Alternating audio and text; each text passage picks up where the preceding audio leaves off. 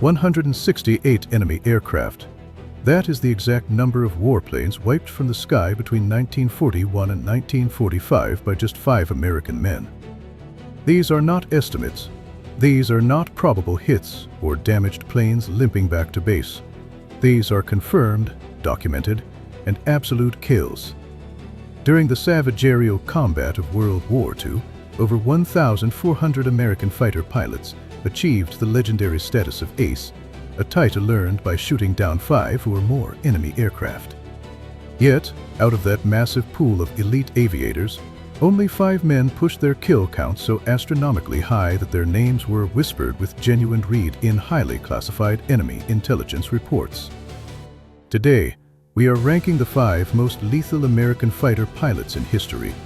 The man sitting at the number 5 spot was a documented alcoholic, a brazen liar, and a ruthless mercenary who fought for cash. The pilot taking the number 3 spot achieved the impossible by becoming an ace twice over in a single 24-hour period. The man in the number 2 spot was consumed by such a blinding obsession to be number 1 that it ultimately cost him his life. And the absolute apex predator sitting at the number 1 spot recorded more kills in a single deployment than most aces saw in their entire military careers. This is not some polished Hollywood script filled with theatrical speeches and fabricated heroism. This is the cold, visceral reality of aerial supremacy. This is about classified mission reports, roaring engines, and men who push themselves to the absolute brink of human endurance just to keep putting enemy planes into the dirt.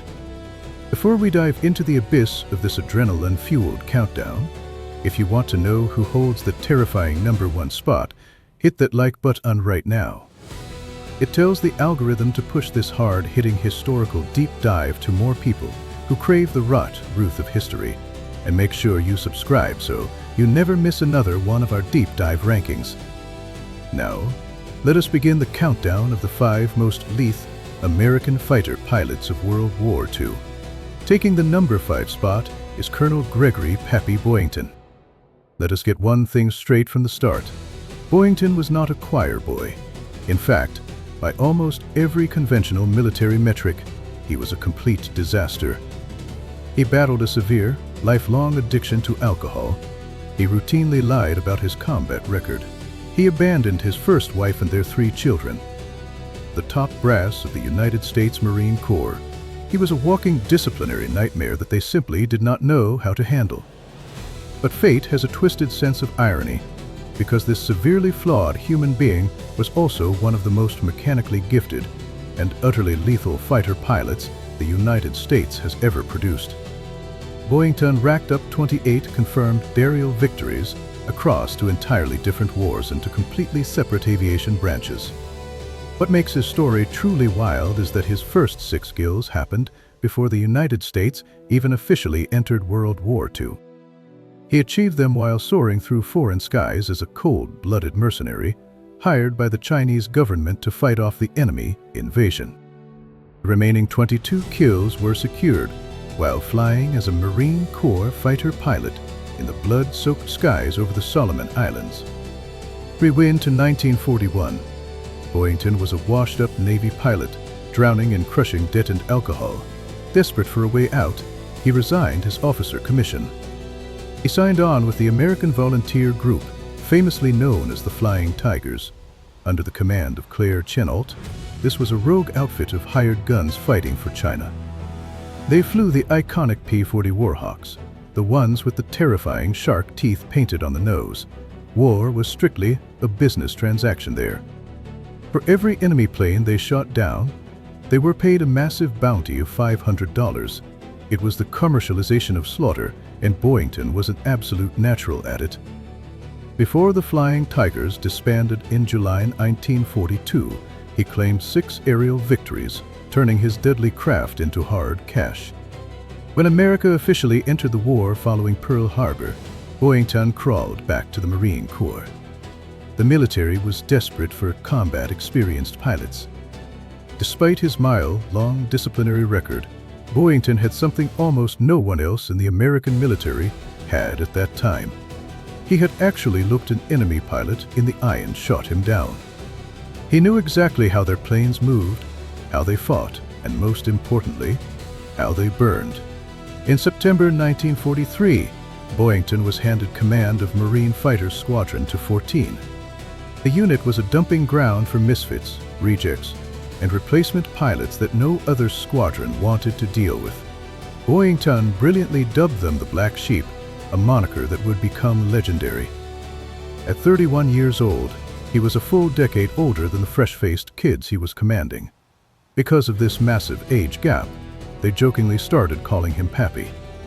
They might have thought he was a dinosaur, but Boyington taught those kids exactly how to survive the meat grinder of the Pacific Air War.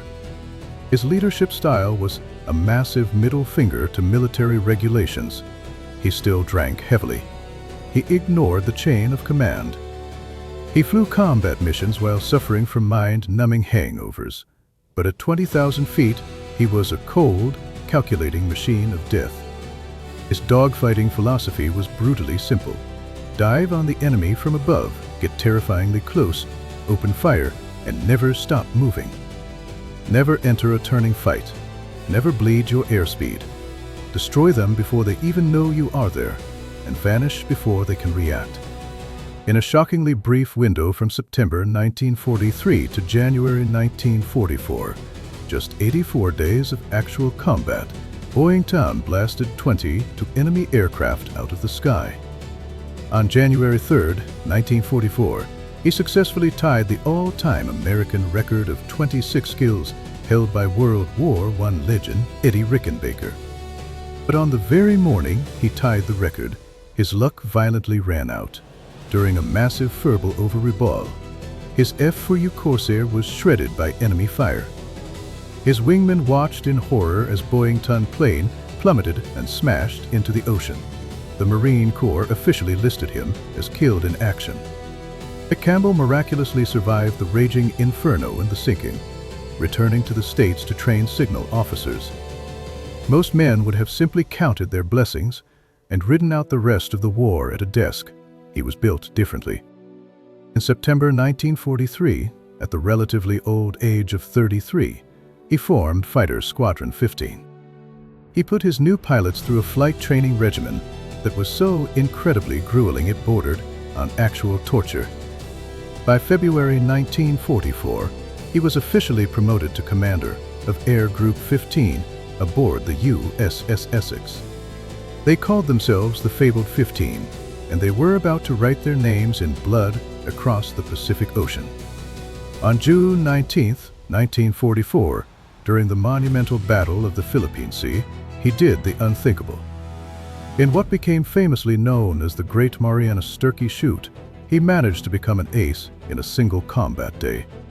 Over a frantic, dizzying 9-minute span, he surgically dismantled 5 enemy dive bombers in the chaotic enemy skies.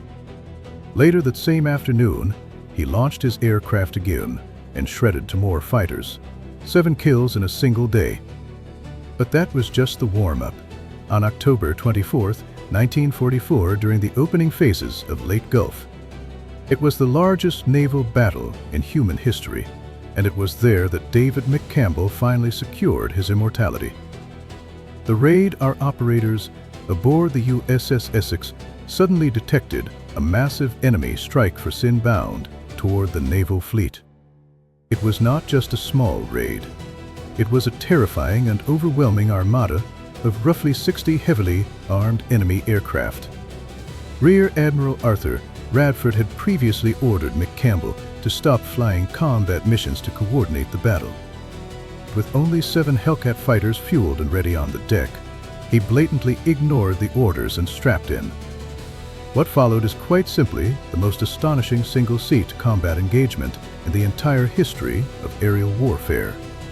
McCampbell and his wingman, Lieutenant Junior Grade Roy Rushing, charged head-on into the massive swarm of 60 planes. While other American fighters engaged the periphery, McCampbell and Rushing plunged directly into the heart of the enemy. For an excruciating amount of time, they fought a desperate, turning, burning battle against overwhelming enemy odds. During this incredibly intense dogfight, McCampbell shot down 9 enemy planes, and his wingman Rushing shot down 6. Together, two American men destroyed 15 enemy aircraft and completely shattered the incoming attack formation. They managed to stop the enemy force completely before it could drop a single explosive bomb on the United States fleet. According to his post-action report, when he finally disengaged, his 6 heavy machine guns were completely empty. His fuel gauge was bouncing on empty. He had to foresail, landing on the USS Langley, because the Essex was too congested. David McCampbell remains the only American aviator to ever achieve the legendary ace in a days at a twice in his career. His astonishing combat record of 9 confirmed kills in a single flight sortie has never been broken by any other pilot. His legendary air group destroyed an unprecedented 315 planes in the air and many on the ground. He finished the war with 30 for confirmed victories, making him the absolute top ace in United States Navy history. He was also the highest-scoring American ace to actually survive the war. He lived a long life until 1996. The Navy rightfully named an R. LeBert-class guided missile destroyer, the USS McCampbell, in his lasting honor. Taking the number to spot is Major Thomas McGuire. Tommy McGuire had one burning, all-consuming obsession in his life. He desperately wanted to be Richard Bong. He wanted the absolute top spot on the scoreboard. He wanted the heavy crown. That fierce, unwavering competitive doctor to become the second highest scoring ace in American history. However, that same blinding ambition and relentless pursuit of aerial victories also ultimately signed his death warrant. Raised in Sebring, Florida, McGuire left his aeronautical engineering studies at Georgia Tech to join the Army Air Corps. By August 1943, he was stationed in the sweltering jungles of New Guinea, flying the P-38. On August 18th and 19th, over the course of just 48 hours, McGuire brutally announced his presence. Escorting heavy bombers over Wewak, his group was jumped by enemy fighters. On the first day, he shot down 3 planes. The very next day, in the exact same hostile airspace, he shot down 2 more enemy aircraft, 5 kills in 2 days. He painted the name Pudgy on the nose of his P-38, a tribute to his wife, Marilyn, and began hunting with a chillin', calculated aggression. McGuire was so laser-focused on his mission that he did not care about rank or celebrity. In July 1944, aviation legend Charles Lindbergh arrived in the Pacific as a civilian technical advisor. While others fawned over the man who flew the Atlantic, McGuire treated him like a rookie, assigning Lindbergh as his wingman and ordering him to keep up. By December 1944, the race was at its absolute peak. McGuire had 38 kills. Richard Bong had 40. On Christmas Day, 1944, McGuire earned the Medal of Honor. Leading 15 P-38s over Luzon, they were ambushed by 20 aggressive enemy fighters. In the chaotic, swirling melee, McGuire repeatedly threw his aircraft into the path of enemy fire to save his beleaguered wingman.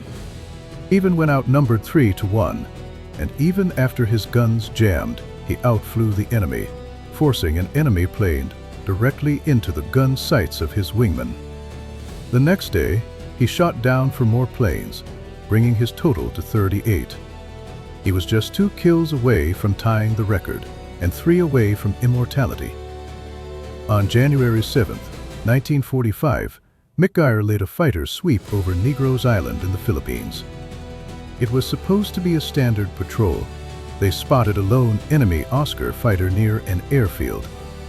As they engaged, a second enemy fighter suddenly materialized out of nowhere. Desperate to save a squadron mate who had been caught out of position, McGuire violently snapped his P-38 into a maximum rate turn at an incredibly low altitude.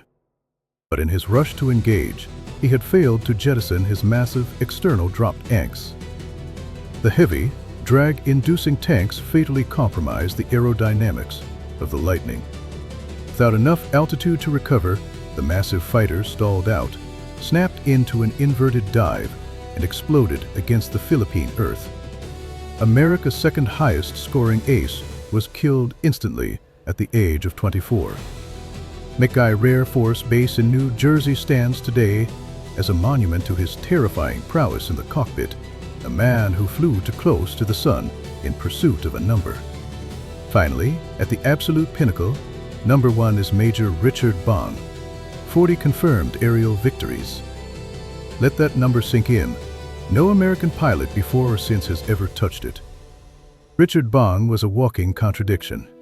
By his own cheerful admission, he was a terrible shot.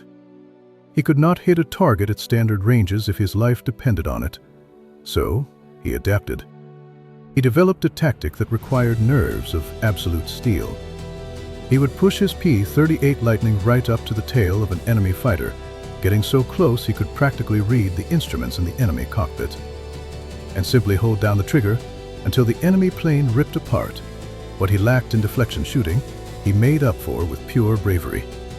A farm boy from Poplar, Wisconsin, Bong grew up watching male planes and dreaming of the sky. By the time he joined the Army Air Corps in 1941, he already knew how to fly. He was a natural stick-and-rudder man.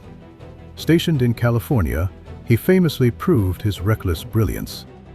By flying his massive P-38 underneath the Golden Gate Bridge and buzzing Market Street in San Francisco, so low that he blew a woman laundry clean off the line. General George Kenney did not court-martial him.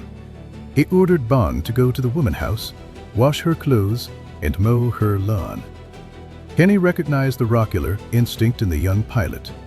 Deployed to the Pacific, Bong scored his first 2 kills in December 1942.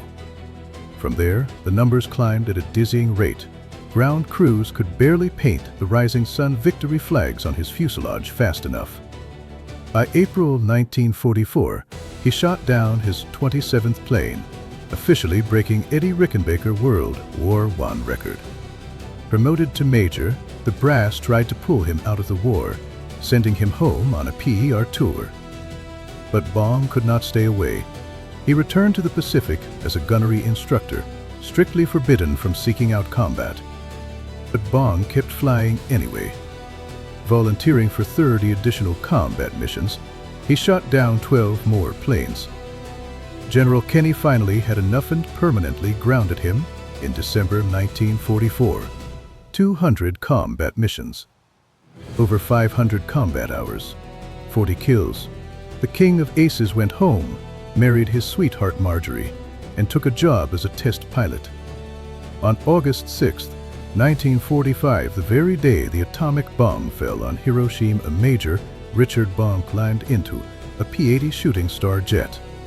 During takeoff, he forgot to engage the auxiliary fuel pump. The jet engine flamed out at low altitude. He tried to bail out, but he was too low. The parachute never opened. The greatest American fighter pilot in history died from a simple procedural error on the day the war effectively ended. He was 24. 5 men. 168 enemy planes destroyed. These were the men who defined American air power. Do you agree with this ranking? Tell us in the comments below. Hit that like button, subscribe to the channel, and keep history alive. We will see you in the next video. If you want more untold stories of the brave aviators who conquered the skies, smash that like button and subscribe. I am your history observer, and I will see you on the next flight.